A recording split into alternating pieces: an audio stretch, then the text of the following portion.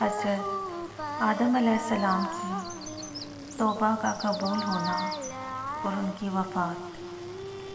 حضرت آدم علیہ السلام کو جنت سے نکلنے کا اور دنیا میں آنے کا، اللہ تعالیٰ کے ناراض ہونے کا اس قدر صدمہ تھا کہ شرمندگی کی وجہ سے سر مبارک جھکائے رکھتے تھے اور بہت ہی بے قراری سے روتے تھے، اور ہر وقت یہ کوشش تھی کہ کس طرح میرا قصور معاف ہو جائے،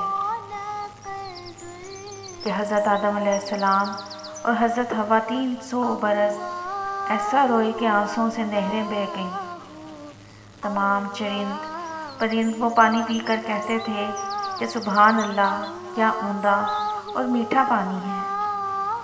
آپ اس وقت بہت شرمندہ ہوتے اور کہتے کہ ہائے افسوس، میرے قصور پر جانور بھی ہنستے ہیں۔ اللہ تعالیٰ کی طرف سے جواب ملتا، اے آدم، یہ جانور سچ کہتے ہیں۔ جو بندہ نافرمانی کر کے ہمارے خوف سے ڈرتا ہے اور شرمندہ ہو کر روتا ہے تو ہمارے نزدیک اس کے آنسو شہد سے بھی زیادہ میٹھے ہوتے ہیں۔ محسن اعظم حضرت محمد مصطفیٰ صلی اللہ علیہ وآلہ وسلم فرماتے ہیں کہ 3 قسم کی آنکھیں ایسی ہیں جن کو اللہ تعالیٰ دوزخ میں نہیں ڈالے گا۔ ایک وہ جو اللہ کے خوف اور شرمندگی سے روئی ہو۔ نمبر 2 وہ آنکھیں جو گناہوں کی چیزوں کو نہ دیکھیں۔ نمبر 3 وہ آنکھیں جو فرض نمازوں کے علاوہ نیند چھوڑ کر تہجد کی نماز میں جاگی ہوں۔ آگے لکھا ہے کہ حضرت حوا علیہ السلام بھی اتنا روئیں کہ ان کے آنسوں سے مہندی اور سرما پیدا ہوا، اور جو قطرے آنسوں کے سمندر میں گرے ان سے موتی بنے۔ حضرت آدم علیہ السلام اور حضرت حوا کی جدائی کو 300 برس گزر گئے، ایک دوسرے کی جدائی میں تڑپتے تھے کہ اچانک حضرت جبرائیل علیہ السلام آپ کے پاس آئے اور فرمایا کہ آپ حج ادا کریں۔ آپ اللہ تعالیٰ کا یہ حکم سنتے ہی حج کو چل دیے۔ جب عرفات کے میدان میں پہنچ گئے تو آرام لینے کو آپ ایک جگہ بیٹھ گئے۔ کیا دیکھتے ہیں کہ جدے کی طرف سے حضرت حوا آ رہی ہیں۔ آپ محبت کے جوش میں کھڑے ہو گئے اور دوڑ کر ان کو لپٹ گئے، اور دونوں روتے روتے بے ہوش ہو کر زمین پر گر پڑے۔ یہ حال دیکھ کر فرشتے بھی رو پڑے۔ اس وقت اللہ تعالیٰ کی رحمت کا دریا جوش میں آیا، اور اللہ تعالیٰ کی قدرت سے حضرت آدم علیہ السلام کی نظر آسمان کی طرف گئی تو کیا دیکھتے ہیں کہ عرش اعظم پر یہ کلمہ طیبہ لا الہ الا اللہ محمد رسول اللہ لکھا ہوا ہے۔ پھر آپ نے یہ دعا مانگی، اے میرے رب، تیرے نام کے ساتھ جو یہ نام لکھا ہوا ہے اس کے تفعیل سے ہمارا قصور معاف کر اور ہم کو بخش دے۔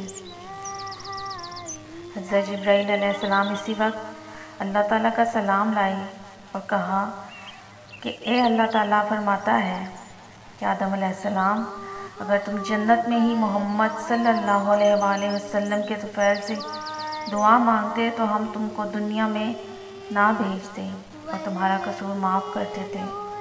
اب ہم تم سے خوش ہیں اور تمہارا قصور معاف کیا اور تمہاری توبہ قبول کی اور تمہارا مرتبہ پہلے سے زیادہ کیا۔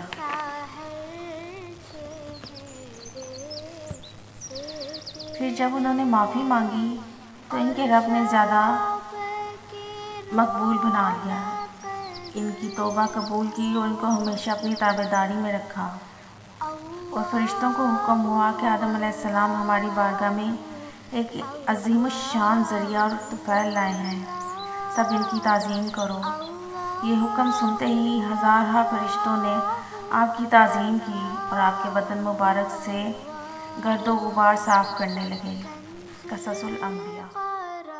حضرت آدم علیہ السلام کی وفات کے بارے میں لکھا ہے کہ جب حضرت آدم علیہ السلام نے درخت کا پھل کھایا تو اللہ تعالیٰ نے فرمایا، اے آدم علیہ السلام، تمہارے قصور کی سزا یہ ہے کہ دنیا میں جاؤ اور محنت کر کے رزق حاصل کرو، وہاں تم کو اور تمہاری اولاد کو بلا محنت اور تکلیف اٹھائے رزق نہیں ملے گا۔ آخر آپ دنیا میں پہنچ گئے۔ آپ نے اور حضرت حوا علیہ السلام نے اس دنیا کے جیل خانہ میں ہر قسم کی تکلیفیں اٹھائیں اور اپنی زندگی کے دن گزارے۔ دنیا کے کام کاج کے طریقے حضرت جبرائیل علیہ السلام نے اللہ تعالیٰ کے حکم سے سب سکھائے۔ کھیتی کرنا، اناج بونا اور نکالنا، آٹا بنانا پھر گوندنا، آگ جلانا، روٹی پکانا اور کھانا، پھر پیشاب پخانہ کی حاجت ہونا اور اس کے قاعدے بتلانا، اس کی بدبو سے آپ کو تکلیف ہونا، کپڑا تیار کرنا، پھر اس کو سی کر بدن ڈھانپنا، بھوک اور پیاس کی تکلیف اٹھانا وغیرہ۔ آخر اس غم بھرے اور جھوٹے گھر کے چھوڑنے کا وقت آ گیا۔ امام الانبیاء حضرت محمد صلی اللہ علیہ وآلہ وسلم نے فرمایا کہ جب حضرت آدم علیہ السلام کی عمر آخر ہوئی تو اس وقت ان کی اولاد در اولاد سب ملا کر 40,000 آدمی ہو گئے تھے۔ پھر آپ نے بولنا کم کر دیا۔ آپ کی اولاد نے دریافت کیا کہ آپ نے بات چیت کرنی بالکل چھوڑ دی، کیا وجہ ہے؟ فرمایا بیٹو، میں ایک قصور کی وجہ سے جنت سے نکالا گیا کہ جہاں ہر طرح کا آرام تھا، اور میں دنیا میں ڈالا گیا کہ اس میں راحت و آرام نہیں ملا۔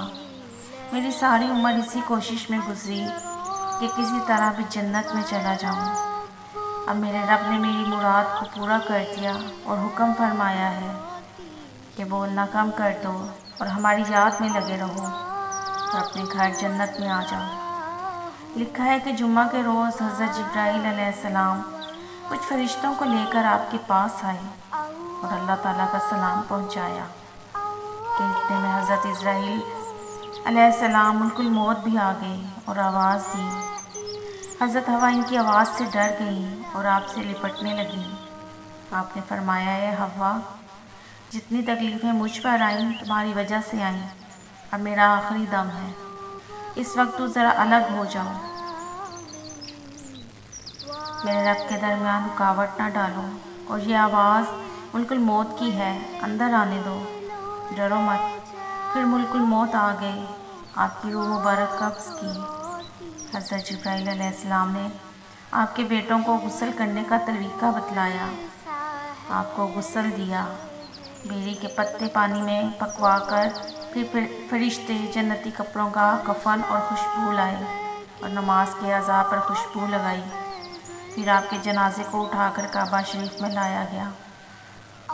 فرشتے مقتدی ہوئے، حضرت جبرائیل علیہ السلام امام بنے اور بلند آواز سے 4 تکبیریں کہہ کر نماز سے فارغ ہوئے اور قبر بغلی بنوا کر اس میں آپ کو دفن کر دیا۔